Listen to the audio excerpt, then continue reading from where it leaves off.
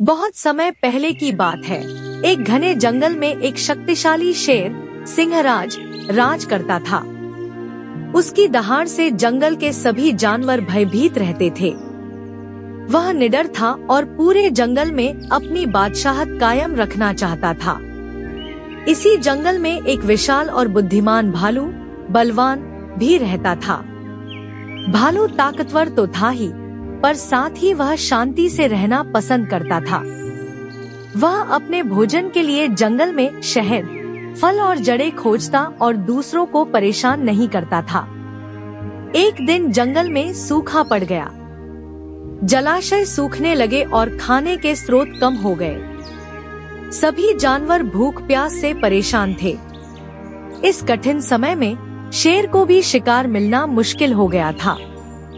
इधर भालू भी बहुत चिंतित था। वह जंगल के विभिन्न कोनों में खाने की तलाश कर रहा था। उसने देखा कि जंगल के किनारे एक पुराना कुआं था, जिसमें थोड़ा पानी बचा था।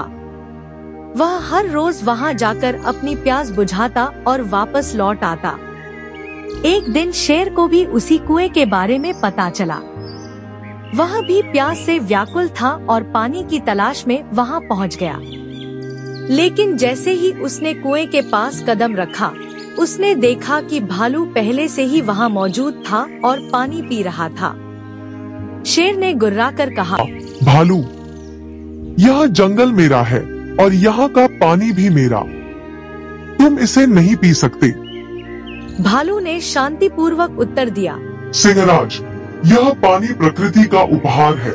यह किसी एक का नहीं हो सकता। हम सभी को इसे साझा करना चाहिए। शेर को यह सुनकर क्रोध आ गया। उसे लगा कि भालू उसकी सत्ता को चुनौती दे रहा है। उसने पंजा उठाया और जोर से गुर्राया, अगर तुम यहाँ से नहीं गए तो मैं तुम्हें मार दूंगा। भालू को यह सुनकर बहुत दुख हुआ, परंतु वह शांति प्रिय था। उसने कहा, युद्ध से कुछ भी हल नहीं होगा। हम शांति से भी इसे बांट सकते हैं। लेकिन शेर नहीं माना और उसने भालू पर हमला कर दिया। शेर ने अपने नुकीले पंजों से भालू पर वार किया, लेकिन भालू भी कमजोर नहीं था। उसने शेर को धक्का दिया और दोनों के बीच भयंकर लड़ाई शुरू हो गई। शेर अपनी फुर्ती और नुकीले पंजों का इस्तेमाल कर रहा था, जबकि भालू अपनी ताकत और भारी शरीर का। जंगल के अन्य जानवर दूर खड़े होकर यह भयानक युद्ध देख रहे थे। दोनों एक दूसरे को हराने की पूरी कोशिश कर रहे थे, परंतु लड़ाई में दोनों ही बुरी तरह घायल हो गए। आखिरकार दोनों थक कर गिर पड़े और हांफने लगे। कुछ समय बाद भालू ने शेर से कहा, हम दोनों ही घायल हो चुके हैं। अगर हम इसी तरह लड़ते रहे तो इस जंगल को खो देंगे। क्यों न हम मिलकर काम करें? शेर को भी एहसास हुआ कि यह लड़ाई व्यर्थ थी। उसने सिर झुकाया और कहा, तुम सही कह रहे हो भालू। हमें इस कठिन समय में एक दूसरे का साथ देना चाहिए, न कि लड़ना।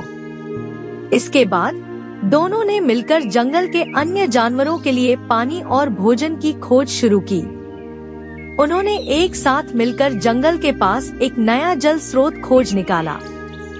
धीरे धीरे जंगल फिर से हरा भरा होने लगा। शेर और भालू की यह दोस्ती पूरे जंगल में प्रसिद्ध हो गई।